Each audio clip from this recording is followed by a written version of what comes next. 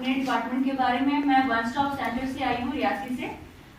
Centre administrator हूँ मैं वहाँ पे।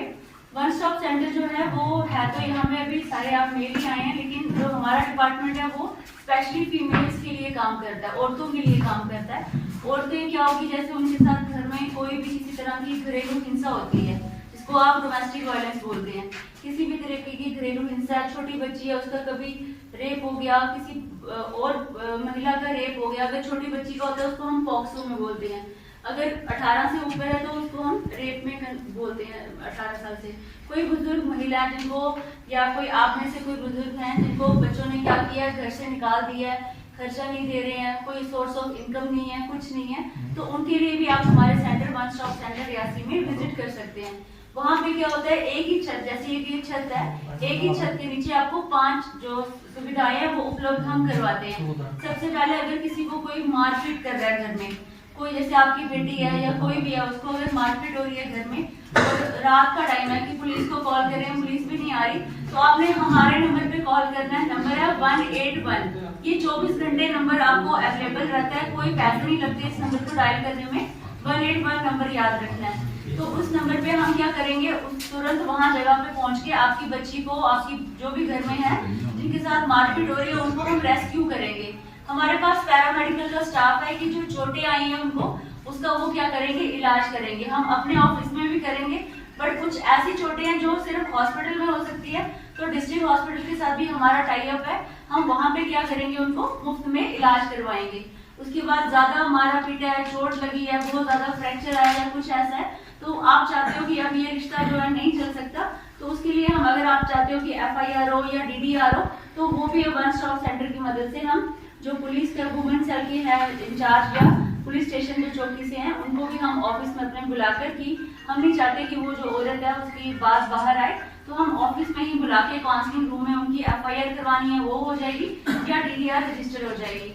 उसके बाद सबसे ज्यादा जरूरी जो होती है रिश्ते को बचाने के लिए, वो होती है साइको सोशल काउंसलिंग। वो हमारे डिपार्टमेंट में, हमारे पास केस वर्कर्स हैं, अभी काउंसलर भी आ जाएंगे, तो वो क्या करते हैं, काउंसलिंग करते हैं कि किसी का भी घर ना टूटे, क्योंकि जो बच्चे होते हैं वो सबसे ज्यादा सफर करते हैं, क्योंकि माँ बाप तो अलग हो जाते हैं, लेकिन बच्चों को माँ बाप दोनों का प्यार चाहिए।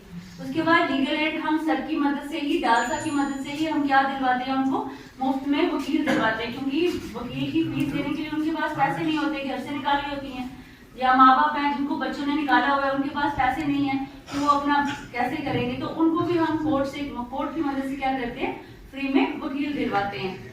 और उसके बाद अगर रहने की जगह नहीं है किसी के पास, कोई भी महिला जिसको घर से निकाल दिया, बच्चों को निकाल दिया, तो वन स्टॉप सेंटर 5 दिन का टेम्पररी शेल्टर भी प्रोवाइड करता है। अगर उसके बाद भी उनके पास रहने की जगह नहीं है, तो हम जम्मू में, अगर तो बच्ची छोटी है 18 साल से छोटी है, तो परीक्षा में भेजते हैं। अगर वही बच्ची 18 से ऊपर है तो नेहा घर जम्मू में है, रेड क्रॉस की बिल्डिंग कचिशोनी में है, वहाँ पे उसका इंतजाम करते हैं। जब तक वो वहाँ रहना चाहती है वो रह सकती है। वहाँ उसको अगर उसके अंदर कोई हुनर है, सिलाई कढ़ाई कुछ भी, तो वो भी उनको आगे प्रमोट करते हैं, काम दिलवाते हैं, फ्री में नहीं रखते। ठीक है, आपको नंबर याद रखना है 181, क्योंकि जरूरी नहीं कि आपके घर में ही कुछ हिंसा हो, आपके पड़ोस में भी कुछ ना कुछ प्रॉब्लम हो सकती है।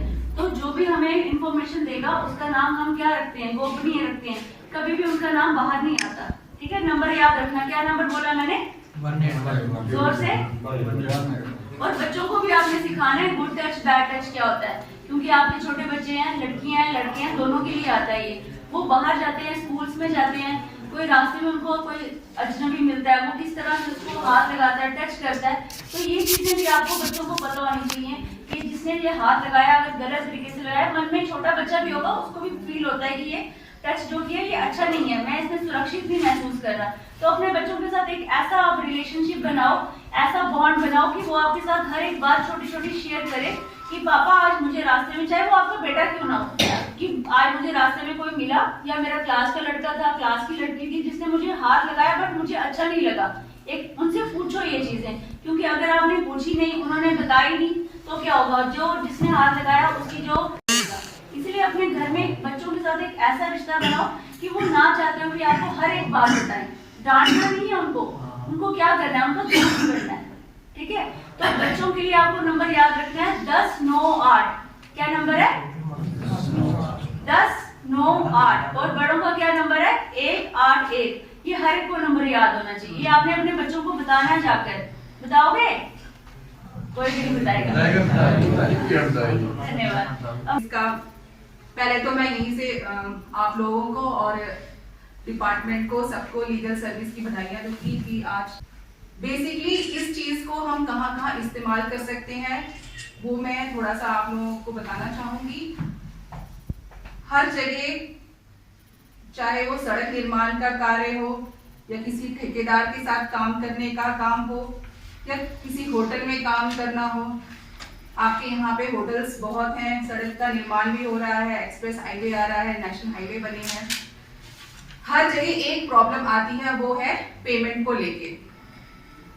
तो लेबर डिपार्टमेंट का नाम तो आपने सुना ही होगा, क्योंकि मैक्सिमम जो लेबर होती है हमारी वो गांव से बिलोंग करती है, चाहे वो नरेगा का काम करे या किसी भी तरह से कहीं पे भी वो दिहाड़ी लगाए।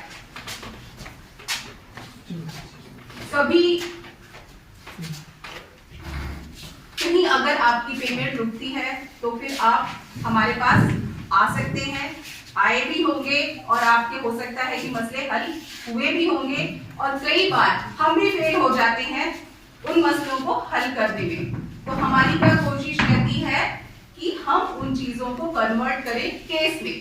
तो जब वो केस में कन्वर्ट होता है तो एक लेबर जो गरीब मजदूर है वो कई बार अपने आप को सही तरीके से एक्सप्रेस नहीं कर पाता है, अपनी प्रॉब्लम को बता नहीं सकता है, क्योंकि उसमें उसे बहुत सारी चीजें देनी है जो एक एविडेंस के तौर पे होती है, गवाही के तौर पे होती है। तो तब रोल आता है लीगल सर्विस का। कई बार वो मजदूर जो है किसी एडवोकेट को हायर नहीं कर पाता है, उसके पास इतने पैसे नहीं होते हैं, तो लीगल सर्विस जो है वो फ्री में अपनी सर्विस प्रोवाइड करती है एक एडवोकेट को या अपने रिप्रेजेंटेटिव को देके। हालांकि जरूरत नहीं हो सकती है, अगर आप चाहो नहीं भी ले सकते हो, आप खुद रिप्रेजेंट करना चाहो तो कर सकते हो, लेकिन क्योंकि हमारे जो लेबरर्स होते हैं वो नहीं सही तरीके से कर पाते हैं तो उन्हें एडवोकेट हम बोलते हैं कि आप एडवोकेट कर लें। यदि वो हायर कर सकते हैं तो अच्छा है, नहीं तो वो लीगल सर्विस के पास अप्रोच कर सकते हैं। तो ये वाले जो केसेस होते हैं हमारे पास वो पेमेंट ऑफ इंटरेस्ट में आते हैं। क्या आप में से कभी किसी ने फेस किया है कि पेमेंट हमें मिली नहीं है कहीं पे, या हमारे फैमिली मेंबर्स में किसी को कोई प्रॉब्लम कभी आई है? पेमेंट तो नहीं मिली है, 5-7-8 साल पहले जो पंचायत हुई थी उसका काम कराया था हमने, तो वो पेमेंट जो हमें 60-65 हज़ार रुपया बनता है वो तो अच्छा, नहीं। आप क्या थे, कॉन्ट्रैक्टर थे या वर्कर थे? मैं उस टाइम जो पंच था, पंच थे। तो आपको कॉन्ट्रैक्ट मिला होगा ना? हाँ, काम तो पंचायत की तरफ से मिला था। अच्छा, तो अब जैसे इन्होंने ये मुद्दा उठाया, यहाँ पे क्या समस्या है कि डिपार्टमेंट्स, आपको किसी डिपार्टमेंट ने ही काम दिया होगा, डिपार्टमेंट ने आगे किसको हायर किया? ठेकेदार को हायर किया, ठेकेदार ने आगे लेबर लगाई या किसी और एक ठेकेदार को आगे सबलेट कर दिया। तो हमारे पास जो केसेस लगते हैं वो डायरेक्ट ठेकेदार के नहीं लग सकते। हमारी एक लिमिट है कि या तो हम लेबरर्स की लेंगे या फिर उसकी जो अमाउंट होती है वो 24,000 होती है महीने की उसकी जो तनख्वाह है। तो इसलिए इसमें भी हम ये सजेस्ट करते हैं कि आप जितने लेबरर्स वहां पे काम कर रहे थे उन सबकी एक एप्लीकेशन ले आओ और उस पे साइन करके किसका कितना बकाया है वो अमाउंट उसमें लिखी हुई मेंशन होनी चाहिए। और साथ में जो डॉक्यूमेंट्स चाहिए, जैसे कि आपने अटेंडेंस की होती है, उसका होना चाहिए कि हाँ भाई वाकई इस जगह पे इन्होंने काम किया था। लेबर पेमेंट तो हो गया, लेकिन उसकी मटीरियल पेमेंट नहीं हुई। जो मटीरियल उसमें लगा है, टाइल लगाई थी हमने, तो उसका टाइल का पैसा जो है वो मटीरियल का हमें पर्टेन ही नहीं करता है क्योंकि ये है डिपार्टमेंट का काम। ठेकेदार को मिला किसकी पेमेंट? लेबर की मिली। अब उसमें आपका जो वर्क ऑर्डर हुआ होगा उसमें पूरी डिटेल्स होंगी कि लेबर चार्ज इतनी पेमेंट होगी, मटेरियल इतना पेमेंट होगा। हमारा मटेरियल के साथ कोई लेना देना नहीं, हमारे ठेकेदार के साथ भी कोई लेना देना नहीं है। ठेकेदार को हमसे लाइसेंस लेना है, ठीक है, आगे उसमें हमें दिखाना है कि मेरे पास ये लेबर है, कम से कम आज क्योंकि चेंजेस हो गए हैं, अपडेट हो गया, पहले 20 लेबर शो करनी थी, अब 40 दिखानी कम से कम। उसके लिए हमारे पास उन्होंने अप्लाई करना एज कॉन्ट्रैक्ट लेबर लाइसेंस के लिए, ठीक है। तो मटेरियल को लेके हम नहीं कर सकते, सिर्फ लेबर की छुट्टियां, लेबर के जितनी भी उसकी जो वेजेस बनते हैं वो उसको मिलने चाहिए, ठीक है। तो इसके लिए तो आपको डिपार्टमेंट के ही पीछे पड़ना, पता चल गया कि आपने लेबर नहीं पेमेंट की हुई है लेबर की, तो मुझे आपके पीछे पड़ना है, लेबर की क्लियर है। तो ये एक पार्ट है। वैसे ही कहीं काम करते वक्त अगर किसी लेबर की डेथ हो जाती है तो उसको कंपनसेशन में हम बेनिफिट दिलवाते हैं। कई बड़ी बड़ी कंपनियां होती हैं, उन्होंने इंश्योरेंस निकाला होता है, तो इसमें इंश्योरेंस पार्टी बनती है केस में और उनको ये सारी पेमेंट करनी पड़ती है। ग्रेजुएटी होगी जहाँ 5 साल लगातार 5 साल जहाँ पे काम किया है, जैसे ये होटल आ गए, अभी एप्को कंपनी यहाँ पे काम कर रही है। अगर इन्होंने आप लोगों को पिछले दिनों तो बड़ा मसला था कि भाई लोकल लोगों को लगाओ, अब पता नहीं लगाए कि नहीं लगाए हैं, अगर लगे हैं लगते हैं यहाँ पे, तो कंटिन्यूअस 5 साल की सर्विस अगर आपने कहीं भी की है, किसी भी एस्टैब्लिशमेंट में, होटल में की है, किसी प्राइवेट कंपनी में की है या गवर्नमेंट में भी हम करते हैं, तो लगातार 5 साल की सर्विस होनी चाहिए बिना ब्रेक के, तो आप या जब वो लेबर है वो ग्रेजुएटी के लिए एंटाइटल्ड होता है।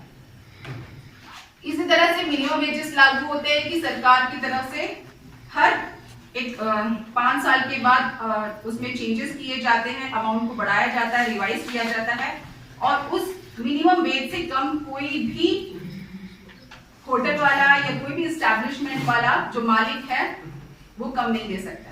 ज्यादा दे दे, ज्यादा की कोई टेंशन नहीं है, लेकिन मिनिमम से जो मिनिमम मतलब सबसे छोटी जो अमाउंट है उसके नीचे नहीं जाना है, वो सरकार ने तय किया हुआ है।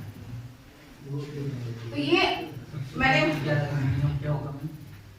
इसमें 4 कैटेगरीज बताई गई हैं, स्किल्ड होगी, अनस्किल्ड होगी, सेमी स्किल्ड होगी। पिछले दिनों जो था सेमी स्किल्ड निकाल दिया गया था, अब उसको फिर से डाल दिया गया है। फिर हाईली स्किल्ड हो गया, मिनिस्टीरियल हो गया, ये इस तरह की कैटेगरी होती है और सबकी अमाउंट जो है अलग अलग होती है। ये मैंने आपको बताया लेबर डिपार्टमेंट की कहां पे क्या काम है और आप किस तरह से आप अपने हक के लिए हमारे पास अप्रोच कर सकते हैं।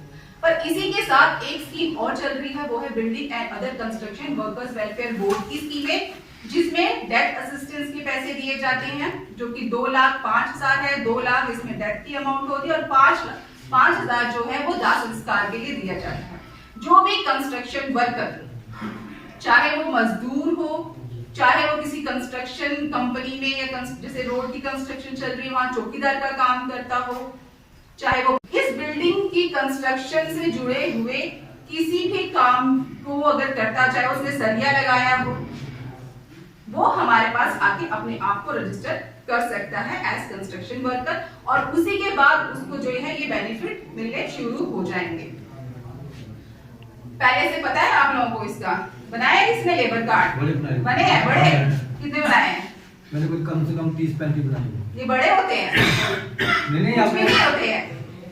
कम से कम यहाँ जो रियासी की रजिस्ट्रेशन है ना, वो दिखाती है कि हमारे रियासी में 12,500 रजिस्ट्रेशन है, लेकिन जो एक्टिव वर्कर हैं, जो हमसे हम फायदा लेते हैं, वो 4,000 के ऊपर है ही नहीं। तब सवाल ये उठता है कि वो 8,000 लोग कहाँ चले गए? 8,500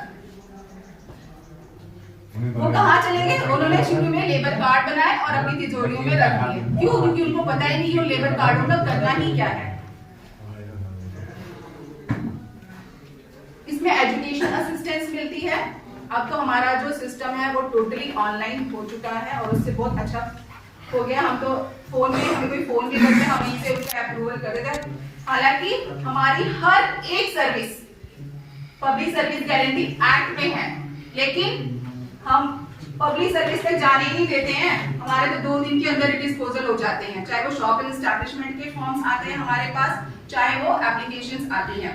एजुकेशन असिस्टेंस हो, डेथ असिस्टेंस हो, एजुकेशन असिस्टेंस की अमाउंट अब 2 दिन पहले एक एसओ निकाला गया है जिसमें अमाउंट को बढ़ा दिया गया है।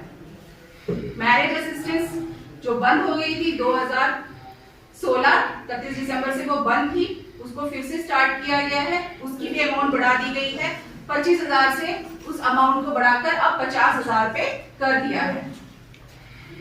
लेकिन उसका ये प्रोसीजर रखा है कि जब भी शादी होगी तो 2 महीने पहले आपने एप्लीकेशन मूव करनी है और सब ऑनलाइन है। ऑफिस में बीपीएल्स के लिए नहीं, बीपीएल्स के लिए है कंस्ट्रक्शन वर्कर। कंस्ट्रक्शन हाँ। तो अप्लाई कर सकते हैं। हाँ, वो हमारे पास रजिस्टर होना चाहिए, उसका कार्ड हर साल रिन्यू होना चाहिए at the time of application.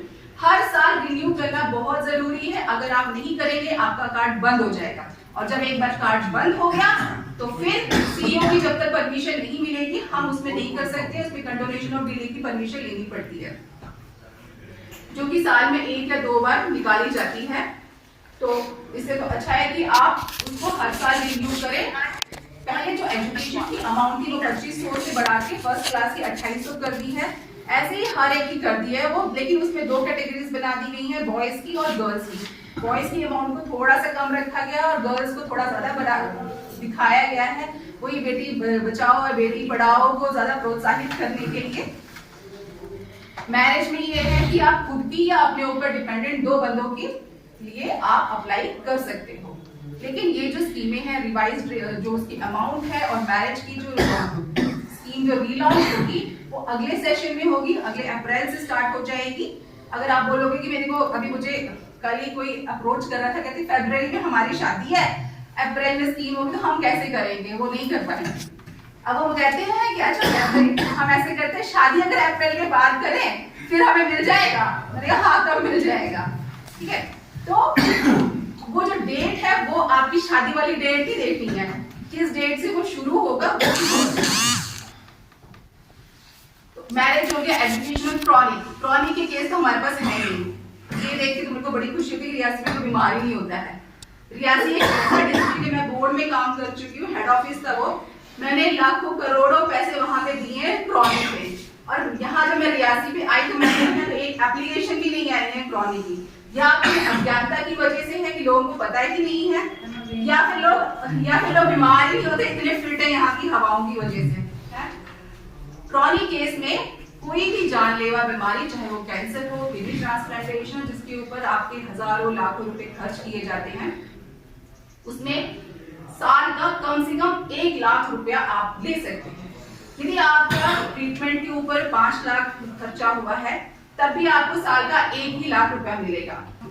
Temporary disability हम ये कहते हैं कि यदि कोई कंस्ट्रक्शन वर्कर बीमार है और वो महीना या 3 महीने तक काम पे नहीं जा सकता है, तो उसमें हम उनको 5,000 रुपए और 10,000 रुपए की पेमेंट देते हैं। 5,000 रुपए 1 महीने से पहले, 1 महीने तक का जो बेड रेस्ट होता है उसके लिए, और 3 महीने तक अगर 1 महीने से ज्यादा या 3 महीने से भी ज्यादा बेड रेस्ट अगर डॉक्टर ने लिखा है तो उसके लिए हम 10,000 रुपए देते हैं।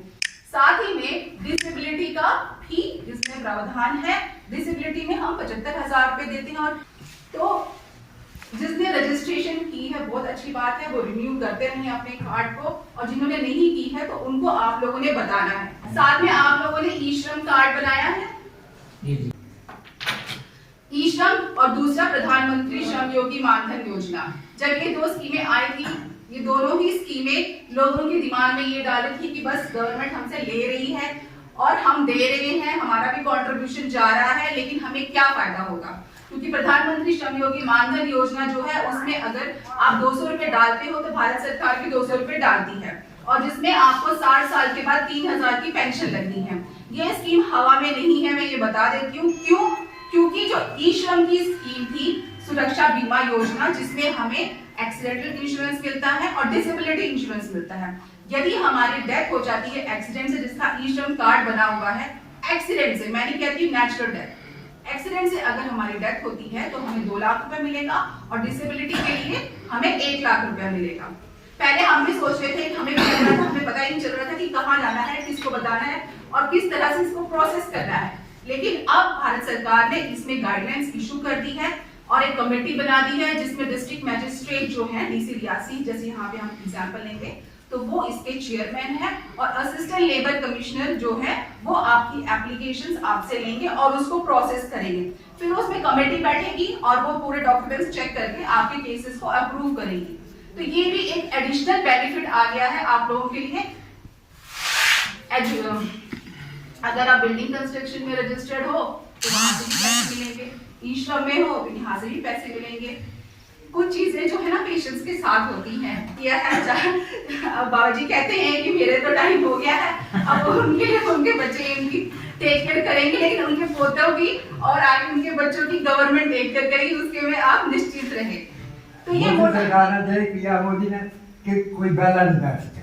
आओ हमें भी यहाँ खड़ा कर दिया, उसने यही बात बनाई है ना, हाँ। वो थोड़ी बनाई। हमें भी घर घर भेज दिया ना, जाओ मोहल्ले मोहल्ले जाके अवेयरनेस करो, आप तो करते नहीं, हमें करना पड़ रहा है। मैडम जो श्रम कार्ड है वो हमारी पंचायत में कम से कम 60% बने हैं। अच्छा, बच्चों के बने हैं, बुजुर्गों के बने हैं, कैंप लगा के सरपंच साहब ने जो 35 40% क्यों नहीं बने?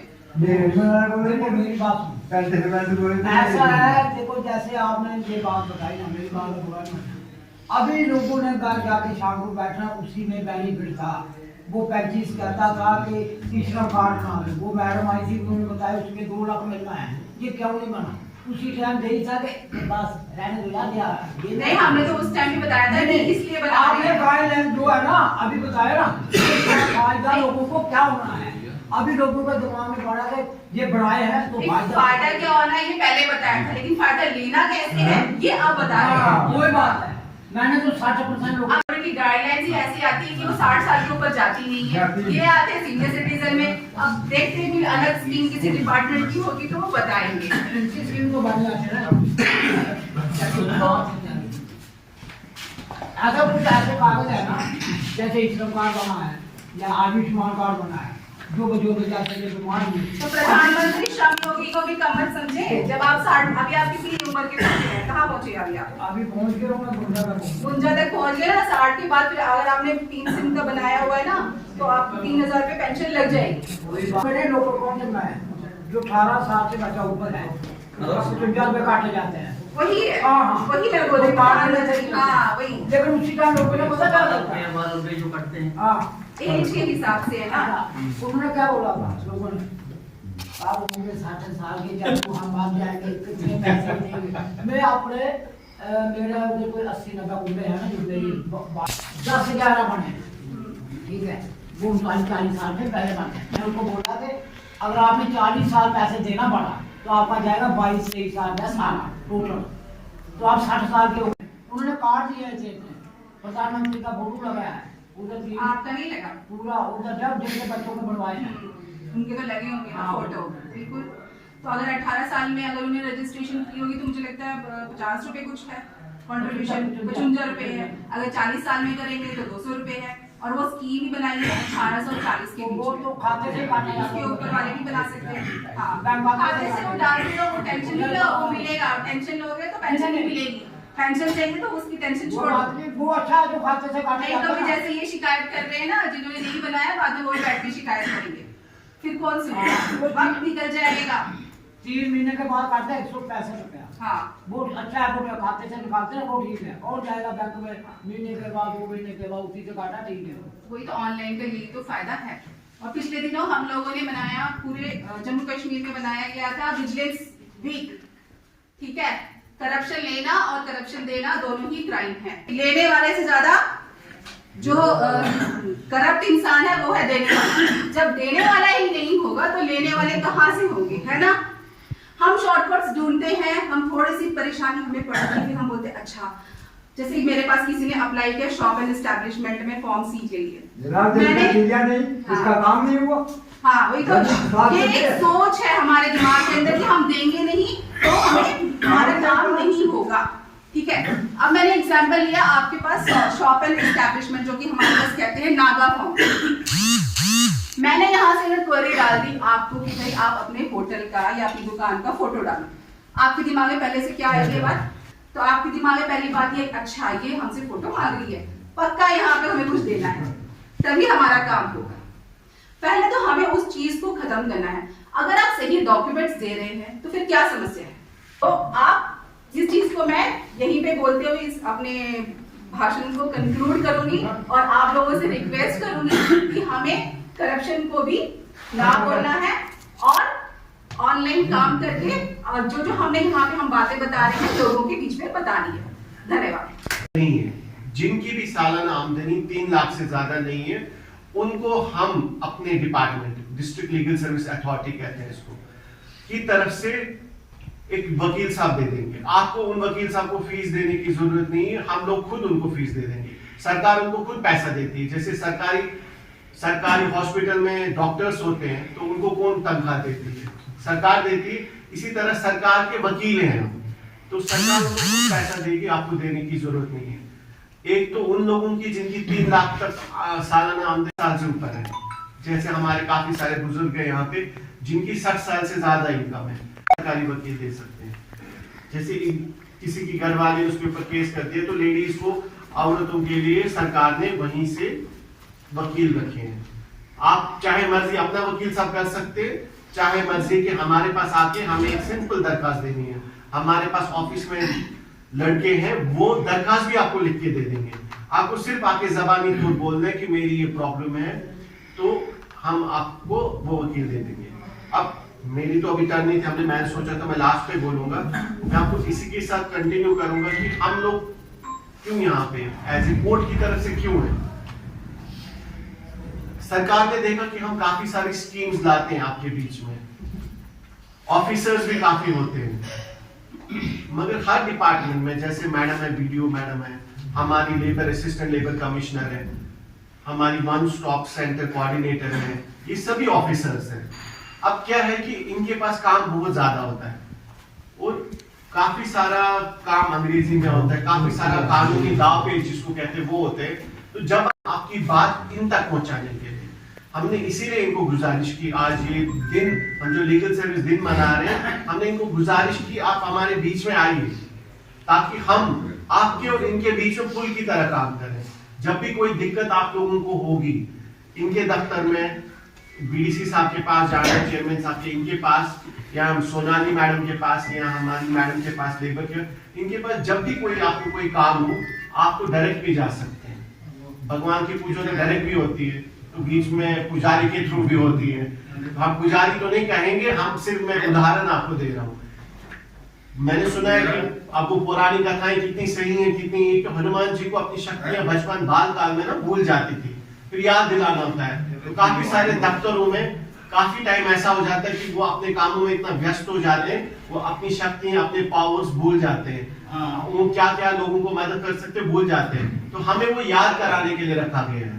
सेक्रेटरी डलसा जो मेरी पोस्ट है डिस्ट्रिक्ट लीगल सर्विस अथॉरिटी, हमें ऑफिसर्स को याद कराने के लिए कि आप लोगों को कौन कौन सी हेल्प पहुंचा सकते हैं, वो पहुंचाने के लिए रखा गया है। तो इस तरह से हम आपको वकील प्रोवाइड करते हैं। अगर आपको पूछना है तो आप पूछ सकते हैं। कोर्ट के रिलेटेड अगर कुछ पूछना है, मैं आपको उदाहरण देता हूं थोड़ा सा। अब आपकी जमीनें यहाँ पे काफी सारी सरकार ने दे दी, उसमें मुआवजे के रिलेटेड केस है, आपको डीसी दफ्तर जाना पड़ता है, वहां कुछ दिक्कत होती है, उसके लिए हम वकील प्रोवाइड करते हैं। आपको वहां पे कोई गाइडेंस चाहिए, वहां डीसी दफ्तर में आपको कोई प्रॉब्लम आती है, वहां आती है। कुछ आपस में लेन देन का मसला है, शरीक जो होते हैं आपस में, 4 भाई हैं, जमीन सरकार ने ले ली, किसको कितना हिस्सा मिलेगा, उसमें हम आपको मदद प्रोवाइड करा सकते हैं। जहां जहां जिस सरकारी दफ्तर में, चाहे वो अस्पताल हो, पुलिस डिपार्टमेंट हो, पुलिस वाले आपको कभी तंग करते हैं, उसके लिए हम यहाँ पे बैठे हैं।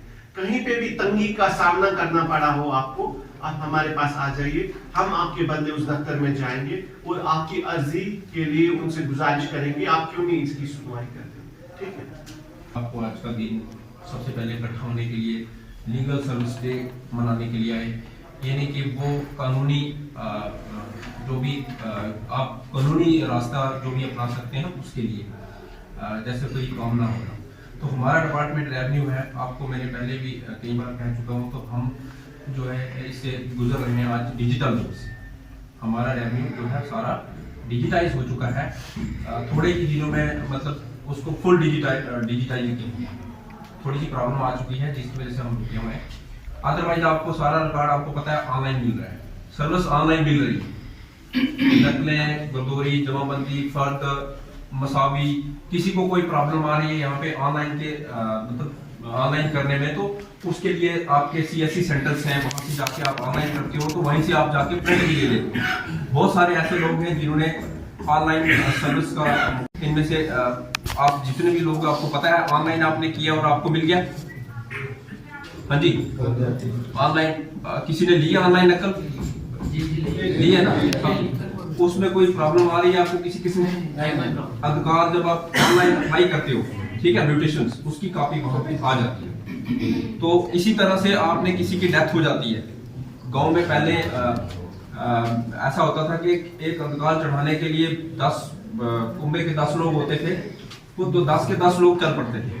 ऐसा नहीं है, अब आपने उन 10 आदमी का जो है आधार कार्ड लेना है, आधार कार्ड नाम करेक्शन के लिए, और उसकी डेथ जो सर्टिफिकेट है वो लेनी है, और अपने CSC सेंटर पे जाना है। CSC सेंटर जो ऑनलाइन करने वाले होते हैं, वहां जाके आपने विरासती इंतकाल को ऑनलाइन करना, ठीक है। उसमें कोई ये बशर्ते उसमें कोई बंदा छूट ना जाए। मान लो आप 10 भाई हो, तो 10 में से आप 9 को ऑनलाइन कर दो, तो एक को छोड़ दो, वो नहीं होना चाहिए। 10 भाई 5 महीने हैं, तो सारे लोग जो हैं उसमें आपने उनका नाम लिख के आधार कार्ड जो है PDF बना के उसको देनी है, कर देता है। वो किया भी बहुत सारे लोगों ने, अपने विरासती इंतकाल भी करता है, तो नकलें भी ली। इस तरह से अगर किसी को ज्यादा प्रॉब्लम आ रही है कि उसको उसका नंबर उसको पता नहीं चल रहा है, उसलिए वो हमारे पास आ सकता है। यहाँ पे हम अवेलेबल हैं सर, हमारा टाइमिंग है, हम उसमें अवेलेबल है। तो हम आपको खसरा नंबर जो है, जैसे आपको पता नहीं है मेरा खसरा नंबर क्या है, 702 है, 104 है, जो भी, तो वो चीज हम आपको यहाँ से प्रोवाइड करते हैं। उसके अलावा आपको नकल ऑनलाइन मिलेगी। वो ऑनलाइन क्यों मिलेगी? क्योंकि आपकी भागदौड़ कम रहेगी। तो हमारे पास आते थे, जैसे 10 दिन का टाइम नकल का दिया हुआ है, तो पटवारी उसको 30 दिन लगा देता, ठीक है, लगा देते थे, क्योंकि वो दौर नहीं था, पब्लिक सर्विस गारंटी एक्ट तक वो पहुंच नहीं सकता था। तो ये सारी चीजें सर हमारी जो है बड़ी तेजी से चल रही हैं, लोग अवेयर हो रहे हैं। इवन अपना रिकॉर्ड जिसको देखना है ऑनलाइन, पुराना रिकॉर्ड जो भी स्कैन हुआ है, मान लो आपने 1947 के बाद का रिकॉर्ड देखना है या 100 साल पुराना देखना है, सिर्फ आपको अपना पुराना खसरा नंबर पता होना चाहिए। तो आपने अपनी जमीन अपनी निगरानी पे जाके आप आराम से उसको देख सकते हैं, घर बैठ के अपने जो मोबाइल फोन्स हैं उसके ऊपर। बेशर्ते आपको पता होना चाहिए कि खुलना कहां से है, वो आपको पता है सारा। जब लैंड रिकॉर्ड है इंग्लिश में, मतलब ये है, इसकी जो हेडिंग है वो सिर्फ इंग्लिश में खुलती है, आगे आप उसको पढ़ सकते हैं। JK land record, Jammu Kashmir land record, हम जम्मू कश्मीर के आगे आपने खाली लैंड रिकॉर्ड लगाना है, तो लैंड रिकॉर्ड की पहली ऐप खुलती है फर्स्ट ऊपर, तो वही उसको क्लिक करना है। अपनी जमीन अपनी निगरानी, एक पीले कलर का फ्लो होता है, ऐसे फ्लो होता रहता है। लबड़दार जी आपने देखा, ठीक है, लोगों को भी मैक्सिमम लोग अपना रिकॉर्ड देखते हैं, तो आप 1947 का रिकॉर्ड अपना देख सकते हो। उससे सिर्फ आपको खसरा नंबर डालना है, तहसील, ठीक है, तहसील के पहले डिस्ट्रिक्ट, तहसील और अपना विलेज, गांव, प्रमोट चूज करना है। जैसे यहाँ प्रमोट है, प्रमोट चूज करना है आपने। सूल, जैसे सरपंच साहब ने तो सूल का देखने खसरा नंबर 1, तो वो देखते हैं, अपना निकालना है, खसरा 1 डालना है, उसमें खसरा आएगा। खसरा जब सर्च किया तो सामने आपका सारा रिकॉर्ड आ जाएगा, ठीक है। क्या उसमें आपका नाम था, फिर आगे कहीं गायब हो गया, फिर आपने आगे सर्च करना है, इसी तरह 71 का सर्च करना है, आज का करना है, सारा आप निकाल के अपने पास उसको PDF डाउनलोड कर सकते हैं बाद में देखने के लिए। वो जेके लैंड रिकॉर्ड पे अपडेट कर चुके हैं। इसके अलावा आपकी सारी जमाबंदी डिजिटाइज हो चुकी है।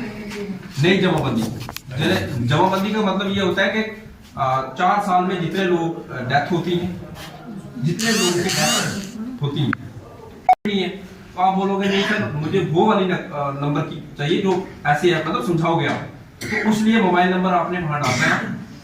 तो वो सुविधा आपको जो है सरकार दे रही है। और वहां पे ऐसा नहीं है कि आपको CSC सेंटर वाला लूटना शुरू कर दे, ठीक है। एक नकल सिंगल खसरा नंबर की आप करने जा रहे हो, वो आपको कहेगा कि मुझे 500 रुपए पे करे, तो आपने नहीं करने। म्युनिसिपैलिटी में करने, जैसे कटरा में खास, अंदर कटरा की शायद 500 रुपए फीस है, रियासी म्युनिसिपैलिटी में 500 रुपए फीस है, लेकिन यहाँ पे 500 रुपए फीस नहीं है, यहाँ पे सिर्फ 100 रुपीज फीस। उसके अलावा आपको अगर ज्यादा से ज्यादा उसको देने हो तो 120-130 रुपए ऐसे करके, जितना भी वो मतलब ये चलो उसका बनता है, इससे ऊपर आपने उसको नहीं देने। उसके अलावा आपने किसी को जमीन बेचनी है, आप जमीन बेच रहे हो, पहले क्या होता था, आप चलते एप्लीकेशन देके DC साहब के पास भी पहुंच जाते थे, आपको फर्ज नहीं करता था ना। तो अभी तो आप में से किसी ने शायद बेची नहीं होगी जमीन, बेची है किसी ने आजकल? लेनी है, लेनी है, खरीदनी है।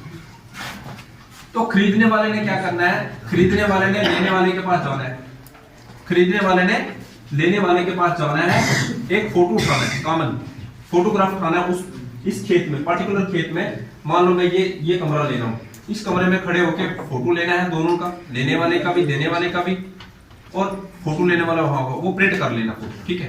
उसके अलावा इसकी एक पुरानी नकल ले लेनी है उससे, ठीक है। चढ़ाने को देने वाले ने चढ़ाना होता है। ये चीजें 2-3 दे के आपने, और एक हाथ से एक खाका खींच लेना है, जैसे इसके मतलब ऐसे करके गोल है तो गोल खींच लेना है, तो वो जाके CSC सेंटर वाले से अपलोड करवाना है, 5 वाले 10 वाले जैसे जितना भी वो ले जाओ। उससे क्या होगा, उसका टाइमिंग है 10 दिन में उसको हमने डिस्पोज करना है। अगर 10 दिन से 11 दिन हो गए तो वो हमारे ऊपर जो है पड़ेगा। एक खेवट होता है, वो तो मैं मान रहा हूँ। हाँ मैं आपको बताता हूँ। मैं ये सोच रहा हूँ कि अगर मेरी 40 कनाल जमीन है, 20 आ गई, जहाँ अच्छी होगी दूसरा भाई 20 कनाल दे सकता है। वो हमारे जज साहब पहले ही वो बात कर रहे थे। हाँ, यही बात है, जो दफ्तर बसीका होगा वो सरकारी उसमें नोटा पर जाएगा, उसमें हाँ फ्रंट बेचने वाला हाँ, दे देगा, पीछे वाला बैग हाँ उसमें क्या होगा, उसमें एक और चीज है, उसमें आपको अगर आपको लग रहा है कि पटवारी मौके पे भी गया, ठीक है, जाने के बाद वापस आके पटवारी ने फर्ज भी काट दिया, उसमें काफी सारा टाइम लगता है, उसको केडीए का नक्शा पास करना पड़ता है, उसके लिए आप एप्लीकेशन दे सकते हो। ऐसा नहीं है, अगर उसका स्पॉट होगा, अगर उसका कब्जा नहीं होगा तो वो बात अलग है। कब्जे की बात नहीं अलग, मैं कह रहा हूँ ये वकील साहब ने कहा था अंदर कि अगर आप 2 भाई हैं, किसी को फर्द करना है, जो rest of the share holders हैं, जब तक उनका एफिडेविट कोई शेयर नहीं लगेगा, नहीं तो फर्द नहीं कटेगा।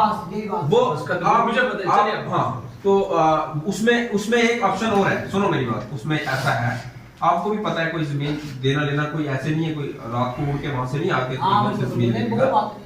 आपको चौकीदार नंबरदार हो, आप पैंच हो, आपने चौकीदार नंबरदार के थ्रू भी इतला भेजनी है पटवारी को कि भाई साहब ये गलत फर्द है। पटवारी को भी पता नहीं होता है अंदर क्या है, ठीक है ना। पटवारी को उसके पास 10 दिन टाइम होते हैं, 9 दिन वो ऐसे ही निकाल देता है किसी और चक्कर में। 9वें दिन वहां जाता है, जाके वहां से खाका ले आता है, 10वें दिन उसने फर्द करना होता है, उसने फर्द करना होता है। जैसे किसी में नाम ही एक है, नाम एक ही है, तो वो दूसरे को नहीं बताएगा कि इसमें नाम क्यों था दूसरे का, या दूसरे को बुलाएगा नहीं। हाँ, आपने भी थोड़ा सा आगा रहना है इसमें। अब वो दौर नहीं रहा, अब दौर चला गया है। उसके अलावा आपकी मैं मेन चीज बताना भूल गया सर, इनके मैप सारे डिजिटाइज कर दिए हमने इंटीलैंड के, और मैंने खुद किए। मैक्सिमम काउंट के जो मैप हैं वो 80% ठीक हो चुके हैं। 80% हमने जो है इनके मैप्स जो है वो एकदम एज पर स्पॉट अच्छे से ऑनलाइन कर दिए हैं। अब आप अपने मैप को भी देख सकते हैं कि मेरी जमीन का खसरा क्या है गूगल्स के जरिए। थोड़ी देर में वो भी उसको भी हम डिजिटाइज करने जा रहे हैं। जमाबंदी कब होगी? जमाबंदी सर हमने तो डिजिटाइज कर दी है। उसका इन्होंने लॉक करने का बोल दिया था, लेकिन थोड़ा मे बी 1 मंथ के अंदर वो भी ये लॉक करवा देगा, जैसे कैसे है ऐसे लॉक करवा देगा। नहीं, वो तो 4 साल के बाद दिखते थे ना सर, अब वो 4 साल का सीन नहीं रहा। अब जैसे म्यूटेशन आएगा ऑटोमेटिकली उस पे चल जाएगा। जब लॉक हो गई एक बार, ये सारा बड़ा मतलब बड़ा अच्छे से काम हो जाएगा। पब्लिक सफर नहीं होगी सर किसी अच्छा, एक चीज मुझे पूछनी थी, मुझे भी आइडिया नहीं, पासबुक गवर्नमेंट को इशू करने थे, वो अब होंगे? पासबुक्स बिल्कुल इशू होंगी। पासबुक्स का एक पोर्टल पे इन्होंने जैसे नकल के लिए रखा हुआ है ना, नकल चुराने के लिए, उसी तरह से इन्होंने पासबुक्स का एक रखी हुई है सर्विस जेके रेवेन्यू में। आप अपनी पासबुक 500 खसरे की भी मांग सकते हो, मतलब आपके 200 खसरे हैं, आपने पासबुक्स के लिए अप्लाई करना है। फिजिकल हार्ड कॉपी मिलेगी? हार्ड कॉपी वहां से जैसे राशन कार्ड मिलता था मिली है सर। अच्छा, मिली तो हमने यहाँ पे भी मिनिमम लोगों को पासबुक बांट दिए।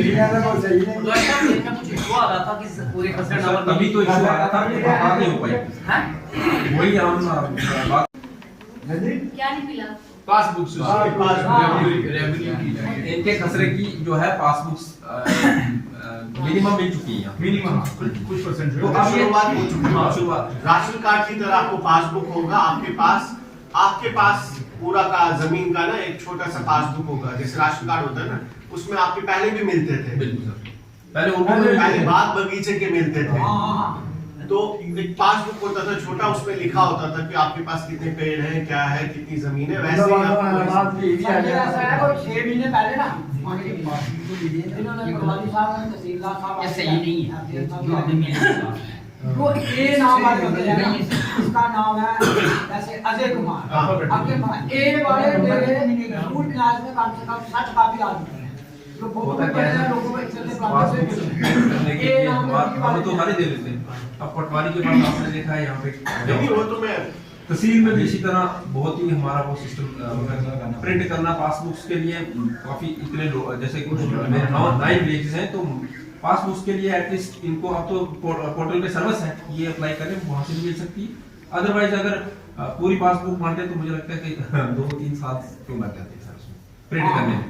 चलिए तो वो वो थोड़ा सा उसमें prioritize करके ना अगर इंग्लिश कुछ परसेंट भी थोड़ा सा बढ़ाया था बना में हिंदी इंग्लिश उर्दू में आ रही है तो अगर एक बंदे की पासबुक पहले 3 पेज होती थी, अब वही पासबुक हम दे रहे हैं उसके 33 पेज बन रहे हैं, 33, 40, 90 इवन 400 पेज वाली पासबुक भी यहाँ मिली है और 400 पेज में आज 800 पे होगा था ये सारा ऐसा थोड़ा सा चल रहा है। जिस टाइम ये कभी अपनी मैं 2 मिनट लूंगा आपसे, जिस टाइम ये कभी अपनी जमीन बेचेंगे आप इनकी पासबुक में भी एंट्री करेंगे? नहीं सर, उसके बाद पासबुक में क्या होगा, आधार और मोबाइल नंबर लिंक हो रहे हैं इनके। उसके बाद क्या होगा, ये किसी की ये अपनी जमीन बेचते हैं, जब जमाबंदी डिजिटाइज होगी पटवारी वहां से फर्द काटेगा, डिजिटाइज जमाबंदी से फर्द काटेगा, लेस करेगा। जैसे बैंक से इनके पैसे लेस होते हैं उसी तरह से इनको मैसेज आएगा और पासबुक फिर इनकी नई जनरेट होगी। उसके बाद new generation entry bank statement की वो तरह ऑटोमेटिकली जनरेट मगर वो ज्यादा मुश्किल हो जाए क्योंकि अगर फर्स्ट ही नहीं मिली है तो फिर जो कटने के बाद फर्स्ट मिलने के 2 रीजन है। फर्स्ट सारी लेकिन मैं वो नहीं बता रहा एक रीजन ये रहा, एक तो हमें देखो सर प्रिंट करने का आपने खुद तहसील में सिस्टम देखा है, एक मशीन है जितनी वो लगाती इतने सारे विलेजेस हैं। अब लोग खुद कोऑर्डिनेट नहीं करते हैं, जो आके काफी सारे लोगों ने हमसे ली फोन में, मैंने PDF यहाँ से डाउनलोड की उसके फोन में भेज दी, वो वहाँ जाके प्रिंट कर ले। तो अगर इनको चाहिए मैक्सिमम लोगों को हम कहते हैं कि आप ले सकते हो हमसे PDF। इसके अलावा कुछ किसी और को कोई दिक्कत रेवेन्यू सर्विस में, मतलब हमारी तरफ से बस रेवेन्यू सर्विस में दिक्कत सर जो कि पूरे उसमें हमारे नंबर नहीं चढ़े थे। मैंने एक वो सर को मैंने बताया लाख करना, लाख इसीलिए नहीं की जमाबंदी सर, लाख हो जाती ना तो वो नंबर छूट जाते हैं, फिर वो अनलॉक नहीं होती। वो नंबर इसलिए गवर्नमेंट ने इसलिए रख दिया, उसमें टीम बनाई कमेटी बना के कि इसको करेक्शन की जाए, पहले चेक किया जाए फिर करेक्शन की जाए, किसी का नंबर छूट गया है। तो मैं तमाम अपनी पंचायत की तरफ से तमाम तुम्हारे सब जिन लोगों ने यहाँ पे आए खास जय साहब और उनकी टीम को फिर से शुक्रिया करता हूँ। थैंक यू, जय हिंद।